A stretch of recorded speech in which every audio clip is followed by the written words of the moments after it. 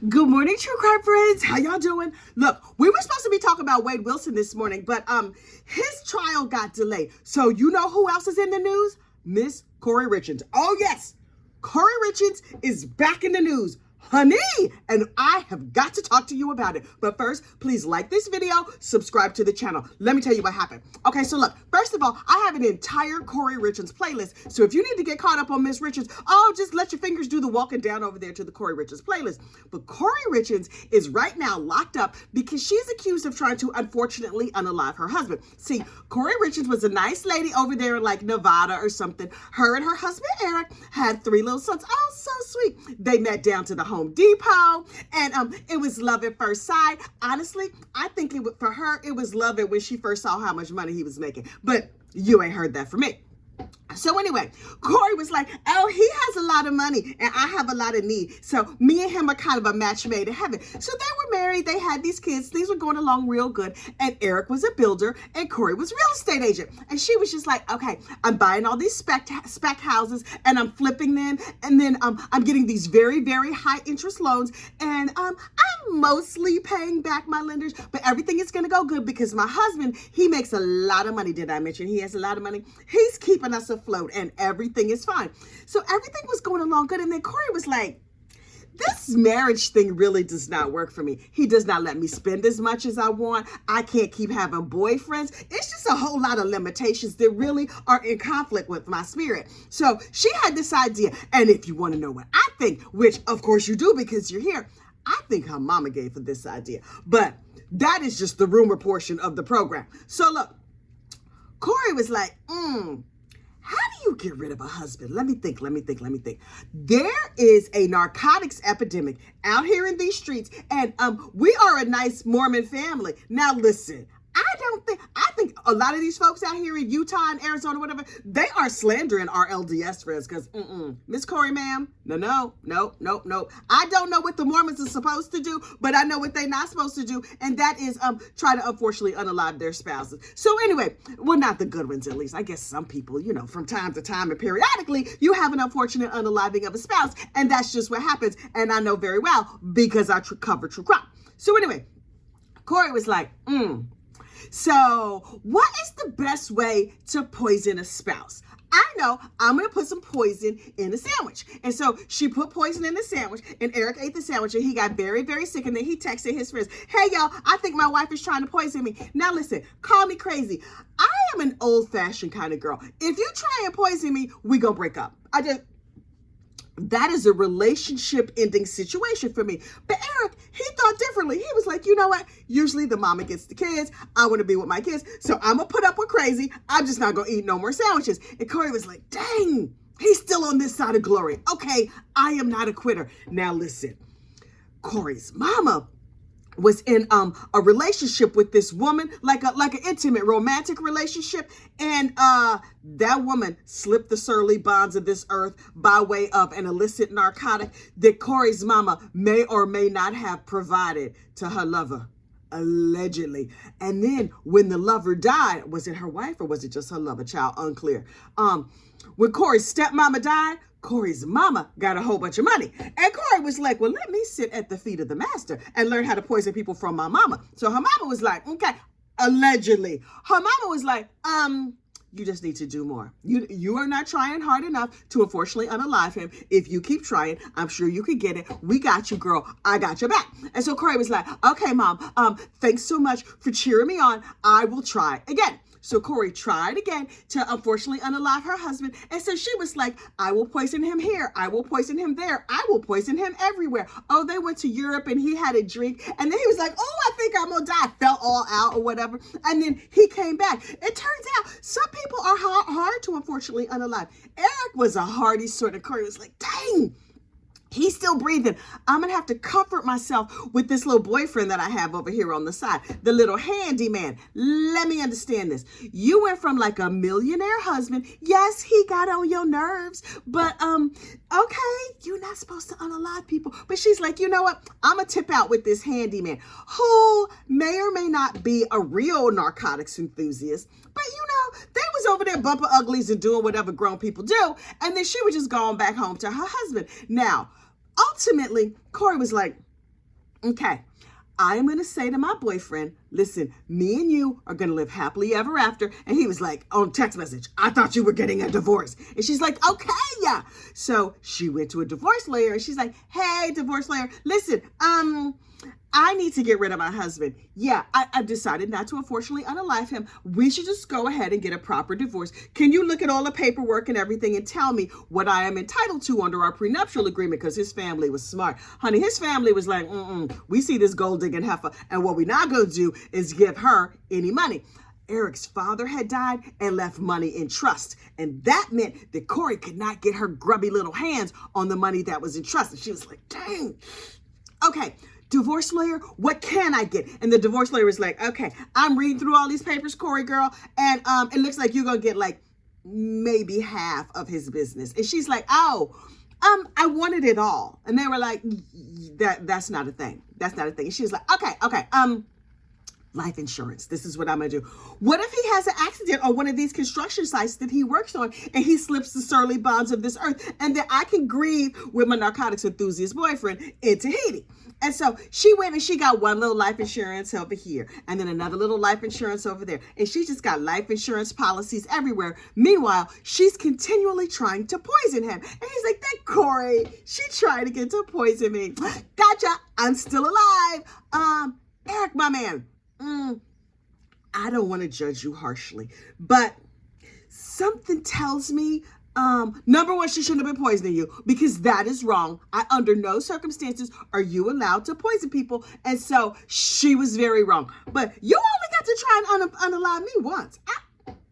Maybe I'm not an understanding wife, but let me tell you something. If my husband serves me a sandwich and I cough a little bit, I might be like, okay, I don't, what's going on? Maybe it just went down the wrong way. Maybe I was talking while I was eating, which is a distinct possibility. But if I think somebody else is trying to take me off help me slip the surly bonds of this earth, no ma'am, no sir, that is a non-starter. So anyway, she went and got all these life insurance policies, and then she got his email. She's like, oh, he has business insurance as well. So if he goes ahead and goes across the Rainbow Bridge or something, then I'm going to get half of his business. Okay, so she goes on and she like, lets her little fingers do the walking, and she changed the beneficiary from the business partner to her.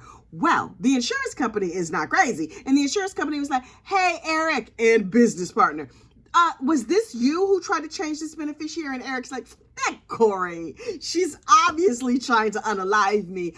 No, please just change it back and let's just put a lock on it and let's change everything so that my sister becomes the beneficiary of all of my assets. But they ain't tell Kouri. Because then Kouri would have been out here trying to unfortunately unalive the sister-in-law and everybody else. Finally, Kouri figures out the perfect plan. She asked the housekeeping lady that worked for her, listen, girl, I'm gonna need you to give me some super strong narcotics so that I can finally help my husband off this mortal coil. And the housekeeper lady was like, I'm trying to get sober. I've been counting my days and going to rehab and going to meetings. I have a sponsor, but my judgment still is not that great. So sure, girl, here you go. Here's some more narcotics. And so Kouri took the narcotics and was like, we have a big business transaction coming up. Let's celebrate. Here, baby, have this Moscow Mule. And so she gave him a Moscow Mule, which he sipped and went to bed, which, Eric, she been trying to unfortunately unalive you for a long time now, sir. Why are you taking drinks from this crazy lady? But anyway, so he goes into the bedroom and he sips his little Moscow Mule and he dead like a carp on the floor, honey. It was a situation. And so, she was just like, oh, he looks real dead. I should, what are my options? I could call 911 or I could wait like 3 or 4 hours to make sure he's really gone. And then I could collect my insurance money and then I could call 911. So she waited a while and then she went in. She was like, oh, he appears to be no longer here. Oh, help. Hello, 911. You should come right away because my husband has slipped the surly bonds of this earth. And so 911 comes and they do the CPR. Now, on 911, they was like, ma'am, He's cold and stiff. That's okay. You still need to do some CPR. And she's like, okay, I will try. I'm doing CPR right now. Only she was sitting there looking at them like, I'm working real hard on the CPR. Meanwhile, not touching his body at all. So 911 shows up and they cart him off. And then she's just like, this is terrible. Oh my goodness. How long till I can collect my insurance money? And then she had a party at her house the next night. Ma'am, you're not supposed to, that's not how that's supposed to go. Meanwhile, Eric's sisters was like, we never did like this tricky trollop. She was always trying to get the money. She tried to poison him like 65,000 times. I don't know why he left, why he didn't leave. And so, but the sisters knew if anything happens to Eric, all the money would go to the sister. So the next morning, bright and early after the party, Eric's sister is at the house. And Kouri is like, get off my property. And she's like, Kouri's like, we need to get this gun safe open so I can get all these guns out. We need to liquidate all of his stuff. I have some lenders from my bad real estate deals. I owe like $1.8 million. I got to get this insurance going. Come on, come on, come on. And the sisters were like, shouldn't we be grieving? Shouldn't we be making some Mormon funeral potatoes or something? Aren't we supposed to be sitting around in sackcloth and ash? I don't know how it works when you die, like in that particular faith tradition or whatever. And the family was like, no, heifer, we just supposed to be getting some black dresses together and being real sad. And she's like, okay, I'm going to be real sad after we get this gun safe open. And the sister was like, that's not how that's going to go down. And Kouri was like, this is my house. And the sister was like, ha ha, it's not, girl. Eric changed around all the paperwork. And so now everything comes to me, the sister. Ha ha. The kids don't even get money. All the kids' money was left in trust, which PS means Kouri can't touch it because the sister is the trustee of the trust. Kouri was heated. Kouri was like, that could not possibly be true. My husband loved me very, very much. Boop, boop, boop, boop, boop. Hello, lawyer. Can you tell this ignorant heifer what? Because she's over here. Wait, what? He did what? He did. Okay, thank you for the information. And she hung up the phone from the lawyer, fully melted down, and then attacked the sister, beat the stew out of her, was windmilling on her. Now listen, grief can make you do some crazy things. I understand. There have been people in my family and in my life who have passed, and although there has never been a fist fight at a funeral or immediately following an unfortunate, well, there's not been any unfortunate unalives, not that many. Anyway, you're not supposed to get in a fight. That's the bottom line, especially now with your sister-in-law, who is now over all of your money and all the money for your kids. And Kouri was just like, dang, how am I going to make money now? So she wrote a children's book because her kids were really struggling with the fact that their daddy was no longer here. And so she was like, you know what I'm going to do? I'm going to write a children's book, and then I'm going to go out here in these streets, and I'm going to promote it. Here's the thing you may not have known. Now, we all know Kouri went on the local news in like a human interest segment to promote her book, her little children's book. She paid to get that spot on the news. The local news was like, whoever has the money can come and buy a little segment on the news, and we will promote your little project. And so she got up there in a terrible outfit. Was Heifer wearing a members-only jacket? How are you wearing a members-only jacket in the early 2020s? Ma'am! Now listen, was her judgment bad when she unfortunately unalived her husband? Yes. Was her judgment bad when she was windmilling on her sister-in-law in the garage immediately following the death of her husband? Yes, terrible. But above all that, a members-only jacket on the news? Ma'am, you paid for that segment. You knew you were going to be there. You were in that horrible, horrible outfit. It is a crime against fashion, and I will not stand for it. So anyway, everybody was like, oh, who's this heifer with the book and the ugly jacket? Like 3 seconds later, the cops arrested her. And her sister-in-law was like, we knew she did it. But Kouri was like, well, I still have money because my mama unfortunately unalived her partner and she got a whole lot of money. And she's going to help me with my court case and everything. So she got a real high-powered lawyer, Sky Lazaro. Sky, who is better than you? Now listen, I think Sky Lazaro is probably a brilliant attorney. But Sky Lazaro was looking at Kouri like, oh, don't touch me. Okay. I'm going to help you. Did the check clear? The check came through? Okay, but please don't touch me. And Kouri was like, okay, Sky, they have locked me up. And have you seen the conditions? I cannot be over here. They want me to share a room and the food is bad. And Sky was like, This is designer. Please don't touch me. Sky, anyway, in court stood up tall, gorgeous, and was like, Your Honor, legal things, legal things, legal things. And she argued on behalf of Kouri. And then they still locked Kouri up. They were like, the judge was like, no bond, because she kept on trying to unfortunately unalive this boy. And Sky was like, okay. And Kouri's like, I can't stay here. I can't go to jail. I can't go to jail. And Sky was like, please don't touch me. I have a private plane to catch, and I can't get them jail cooties on this outfit. You see, these are Louboutins, ma'am? No. So Sky went on and handled her business. Meanwhile, Kouri was sitting over. Listen, if you remember this hearing, Kouri was like, I'm not going to make it. And Sky was like, you'll be okay. Please don't touch me. Anyway, so Sky got back on her private plane and she flew back to wherever she came from. She's like, I'm gonna keep doing my legal work over here. I don't want that jail stitching them jail cooties on me. So she was over off in her office doing her work. Well, Kouri, who is a pure chaos muppet, was just down in the prison doing all kinds of craziness. Oh, she's writing letters. Now listen, she's a smart little cookie. She's like, okay, we have hatched an evil scheme and this is what we're gonna do. First of all, she said in her jail phone calls and all her writings and everything else that Sky Lazaro was garbage, and called Sky every name but a child of God, and said she couldn't stand her. She was terrible. She had to get her off the case. And then she was writing letters to her mama, wrote a letter called the Walk the Dog letter. And it said at the top, walk the dog. Now here are all the lies you need to tell all my siblings for them to tell the police. But instead of just like saying it out loud, she held it up to the camera so her mama could read it and take notes. And then she took the piece of paper. Now if she was real smart, she would have ate it or tore it up or flushed it down the toilet or nothing. But she kept all of her notes. And then when Kouri got sick and went to the medical wing or whatever, the guards tossed her cell and they found all the writings that she had been holding up to the camera. And honey, Sky read everything. Sky was like, oh, I'm garbage? Girl, you in prison. Ultimately, she was like, oh, this heifer called me names, talked bad about me, did all this craziness. I don't want her no more.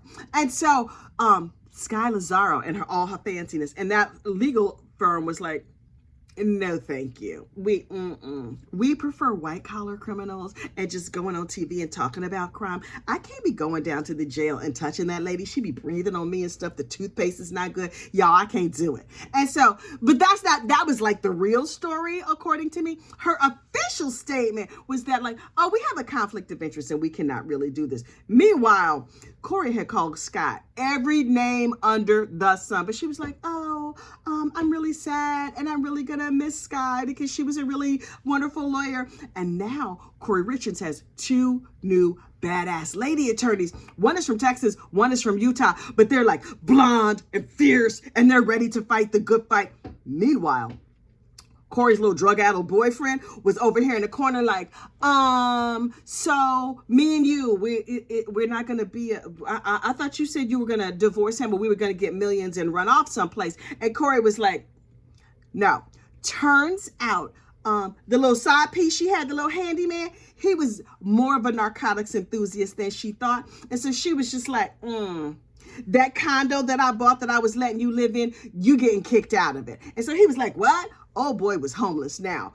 Good for him. Kouri had bought him a truck.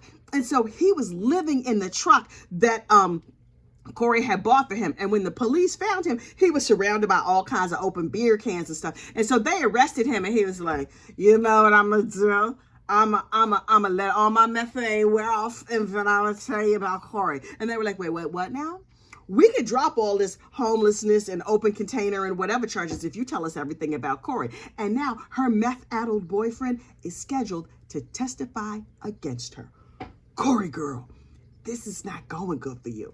Kouri, for her part, has been like, the whole world has been talking about me and painting me as though I'm somebody I'm not. And I, with my new badass attorneys, are ready for justice. I'm going to get out here in these streets and I'm going to tell everything my side of the story. Rest assured, it's going to be pure fiction. I can hardly wait. Look, like this video, subscribe to the channel, and we will have more true crime for you tomorrow. Bye.